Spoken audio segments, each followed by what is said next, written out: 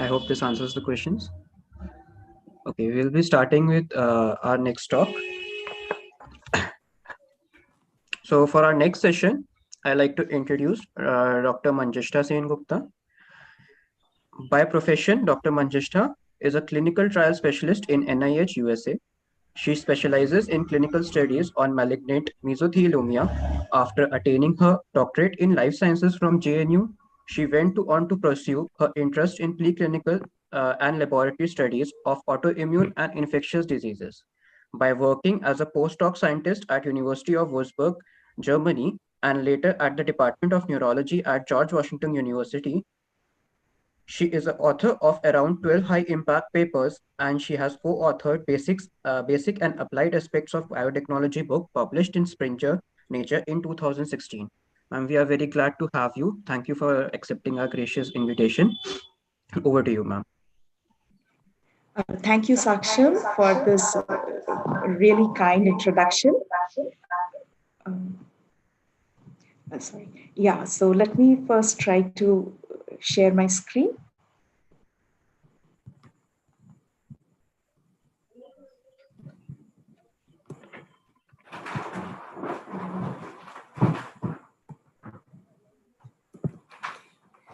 So a very good morning to everyone. First of all, I would like to thank the organizers of ICIBLS 2020, held by the Department of Biotechnology, Delhi Technological University, and Dr. Asmita Das for providing me this opportunity to speak before you about my work. So I work as a clinical trial specialist at National Cancer Institutes, National Institutes of Health. Today, I will be talking about career options in clinical trials. My today's talk is aimed mostly towards the graduate and the undergraduate students in biotechnology, many of whom might be looking for job opportunities in fields other than academia. I hope you'll find something useful in my talk. So clinical trials, as we all know, is research study in human subjects. It is a systematic investigation of the effects of drugs, devices, and sometimes a new method according to a formal study plan. Since this involves human subjects, hence, it warrants very strong ethical standards and is highly regulated. Today I'll give you a very brief overview of the drug discovery and the development. So drug discovery is a mission of all pharmaceutical companies and several of the academic institutions to identify drugs that are safe as well as effective to bring in new treatments to the patients. Drug development is the process of bringing a new drug or a device to the market. So on an average, it takes about 10 to 15 years from identifying a drug candidate to bring it to the market to treat patients. And in US, the cost of bringing a drug to the market can be anywhere between 800 millions to 1 billion, and sometimes it can also go over 2 billion US dollars. For every 5,000 to 10,000 potential candidates, only one gets finally approved by FDA. So hence, it's a very long, risky, and expensive project involving several stakeholders and is highly regulated. So drug development in general is a very long process, and there are various steps and phases of development. It starts in the laboratory by identification of the drug target, and it's followed by drug target validation and screening of lead compounds, that is the compounds that can be used as a drug, and optimization. So this part of the study is mostly done in the laboratory. And once there is a optimized lead compound, It's tested in preclinical phases. So preclinical means in cell culture and in animal models. So here they are tested like for example, for cancer drugs, uh, a tumor is induced in mice, and then these mice are treated with a particular compound to see if it can actually, there is any tumor regression or not. And all the experiments and all the results that are got from these steps, they are used for filing investigational new drugs or IND filing. So this in US, it is done to the regulatory authorities, and in US, it's the FDA, Food and Drug Administration. In India, it is the Central Drug Standard Control Organization. Only after getting approval from these organizations, the clinical trials can start, which are again in different phases 1, 2, and 3. And finally, if whatever the results are, they are again sent to FDA, and this time it's called new drug application. And depending on, and there is a rigorous reviewing of all the results and all the uh, data that is obtained during these phases of clinical trials. And finally, the FDA approves the drugs and the drug is marketed. And even after marketing the drugs, there is post-marketing surveillance, which is also known as phase 4 clinical trial.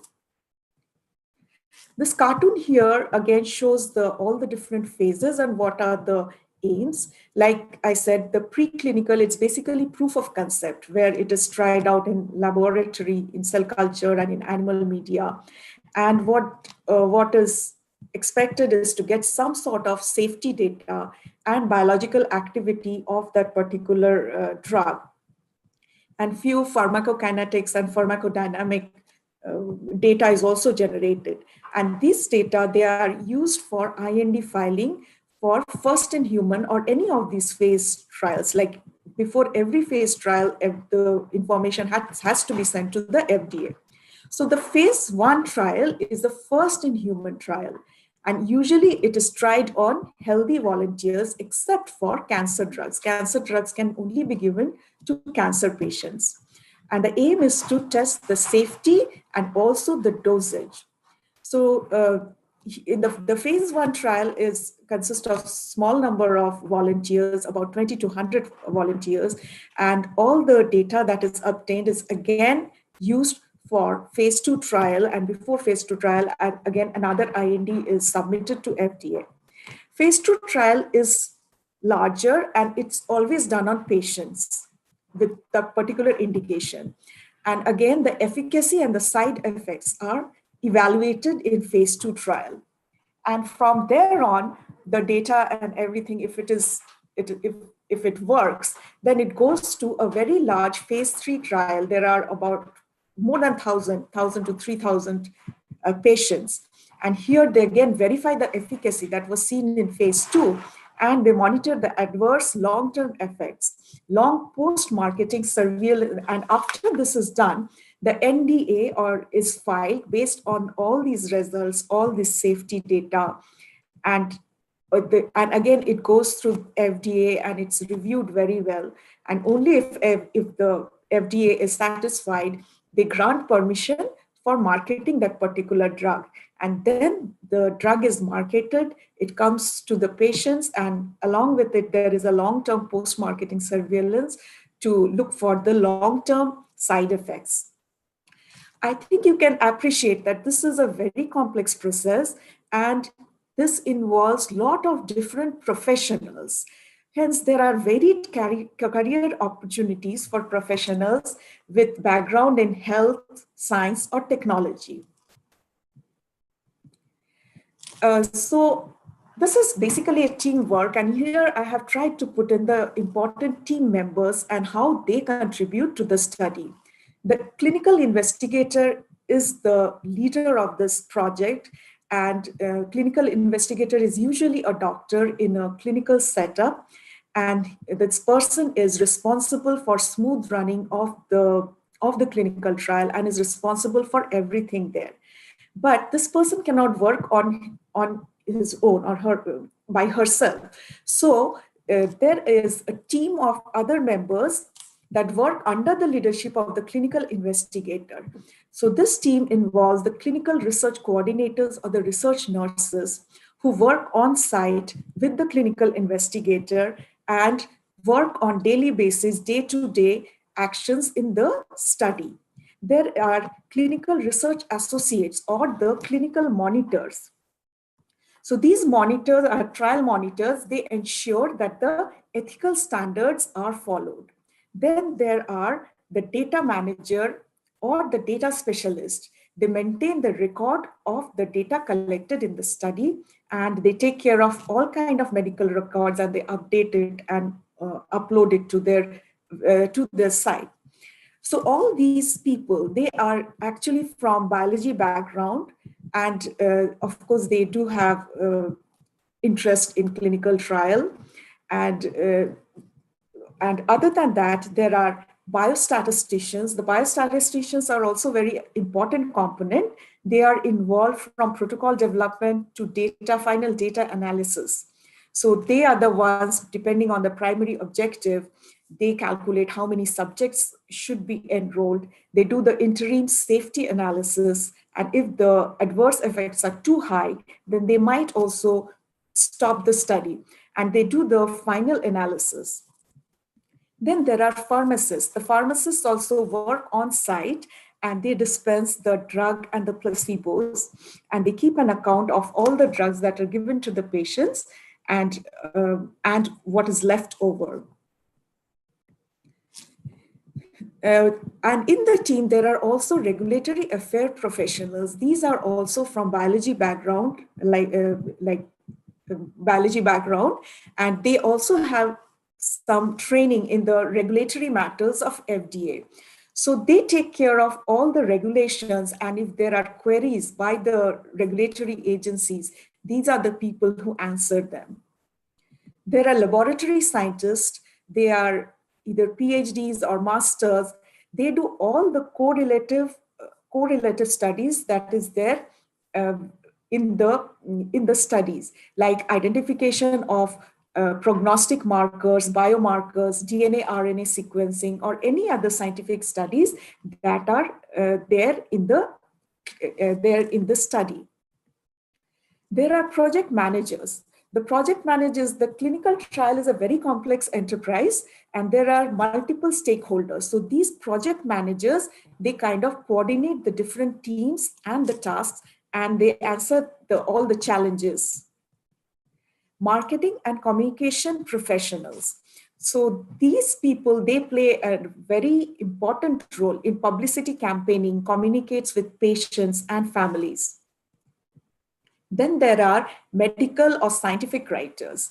So clinical studies require a very elaborate documentation, and they have several essential documents that has to be maintained. And these documents individually and collectively permits the evaluation of the conduct of a study and also the quality of the data produced.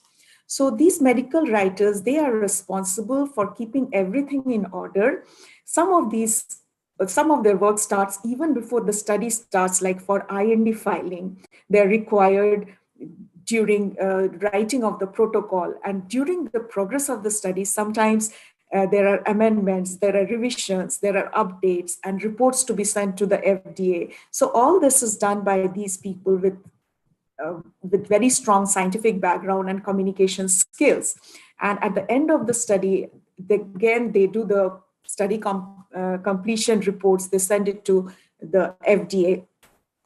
So for a success of clinical trial, specialization and interdependence among all team members is essential.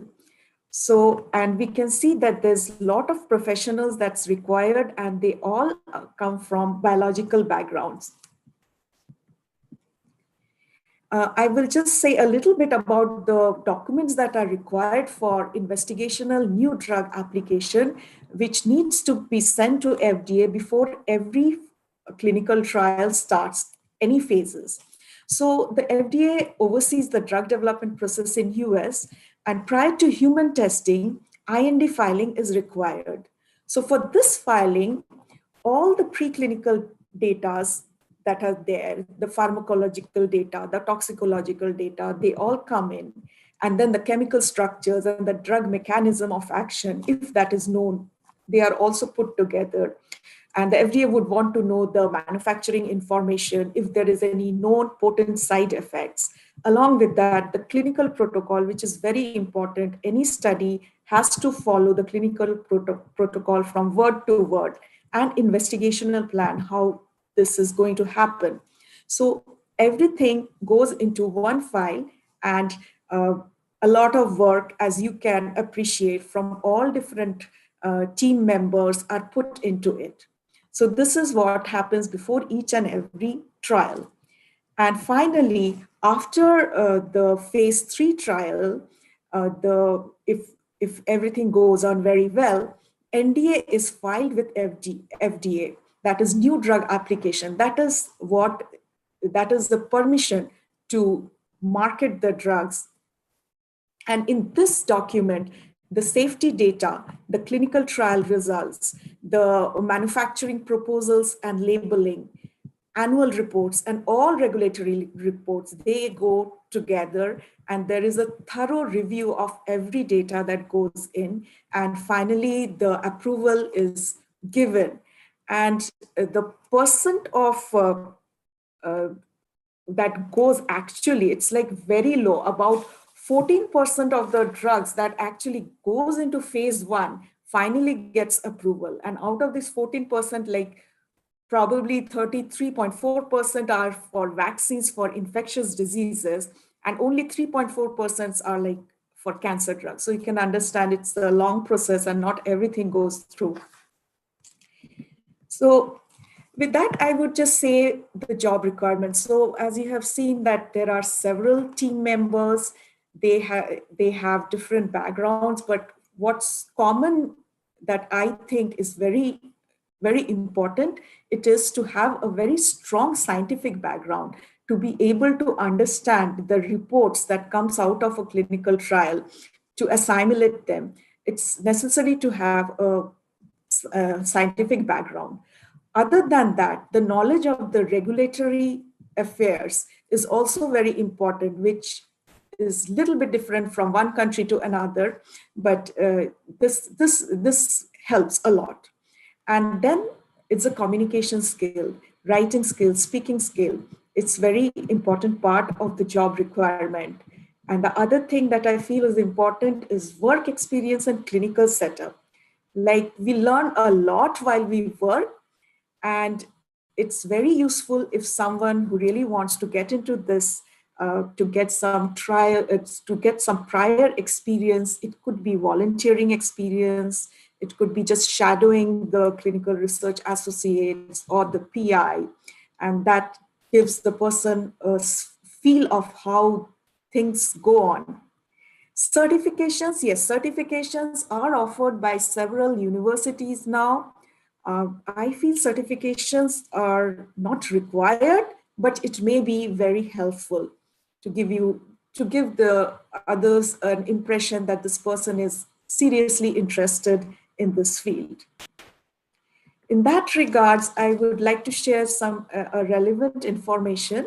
This is a course, Introduction to Principles and Practice of Clinical Research, IPPCR, that is offered by NIH every year.